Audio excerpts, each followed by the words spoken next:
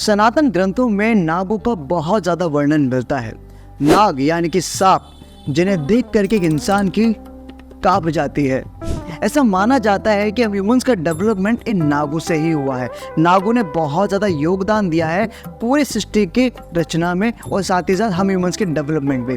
हमारे भारत में ऐसे कई सारी कम्युनिटीज़ आज भी हैं, और भारत ही क्या, बाली, इंडोनेशिया, मलेशिया, चाइना, जापान में कई सारी ऐसी कम्युनिटीज़ आज भी हैं जो इन नागों को ही अपना देवता मानती है और इन्हीं को पूजती भी है। प्रणाम दोस्तों, मेरा नाम है आकाश खेमचंद और आज मैं बताऊंगा कि किस प्रकार इन नागों की उत्पत्ति हुई, किस प्रकार नागों में सबसे सर्वश्रेष्ठ नाग कौन कौन से हैं और इनके बारे में क्या क्या कथाएं प्रचलित हैं, और ये सब कुछ हमारे धर्म ग्रंथ के अनुसार। तो चलिए स्टार्ट करते हैं। तो चलिए सबसे पहले बताता हूँ कि नागों की उत्पत्ति कैसे हुई थी। वेदों के अनुसार ऋषि कश्यप की अनेक पत्नियों से अनेक प्रकार के प्राणियों का जन्म हुआ था पृथ्वी लोक पर। इन्हीं में से एक पत्नी थी कद्रु, जिन्होंने नागों को जन्म दिया था। इन नागों का वास पाताल लोक में माना जाता है, जहाँ पर उन्होंने एक भव्य राजधानी अपनी बसाई थी। दोस्तों, सनातन कथाओं में कई सारे नागों का वर्णन मिलता है, परंतु इन नागों में कुछ नाग विशेष है। अब मैं आपको उनके बारे में बताता हूँ। सर्वप्रथम आते हैं हजारों सिर वाले, जो इन महाविशालों में भी विशाल थे, जिन्हें सबसे बड़ा सांप माना जाता है और जिनका नाम है शेष अर्थात शेष नाग। ब्रह्मा जी के आशीर्वाद के कारण ये भगवान विष्णु के साथी बन गए, और जब जब भगवान विष्णु धरती पर अवतार लेकर के आते हैं तो ये उन्हीं के साथ आते हैं। कभी भगवान राम के भाई लक्ष्मण के रूप में और कभी भगवान कृष्ण के भाई बलराम के रूप में। शेष नाग से कुछ पल छोटे वासुकी नाग, जो कि भगवान शिव के बेहद अच्छे भक्त थे, उन्हें भी ब्रह्मा जी ने आशीर्वाद दिया था कि वे सदैव भगवान शिव के साथ रहेंगे, और इसी आशीर्वाद के बाद से वो सदैव भगवान शिव के गले में विराजित हो गए।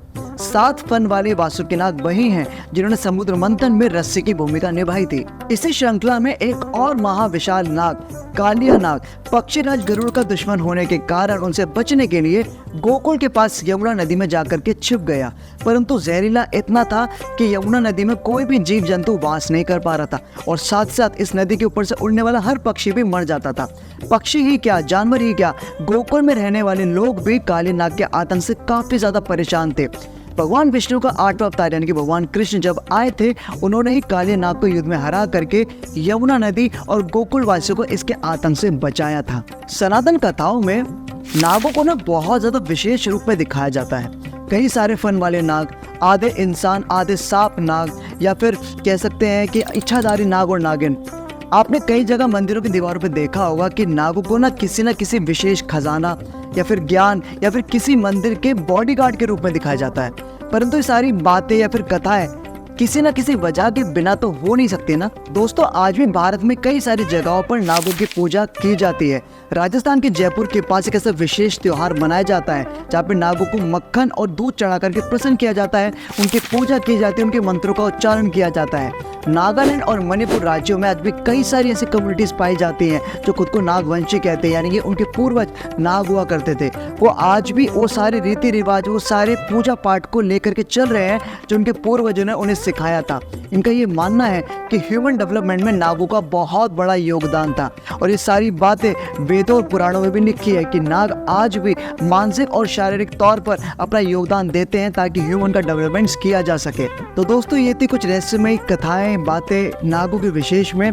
अगर आप और कुछ सुनना चाहते हो मेरे से तो कमेंट में जरूर बताइएगा, क्योंकि हमारे सनातन ग्रंथ में कई सारी ऐसी कथाएं हैं जिनमें इतना रहस्य भरा हुआ है जो आप तक या मुझ तक भी नहीं पहुंचा होगा आज तक। पर मेरी फिर भी कोशिश है कि उन्हें ढूंढ के आपके सामने लेकर के आता रहूं।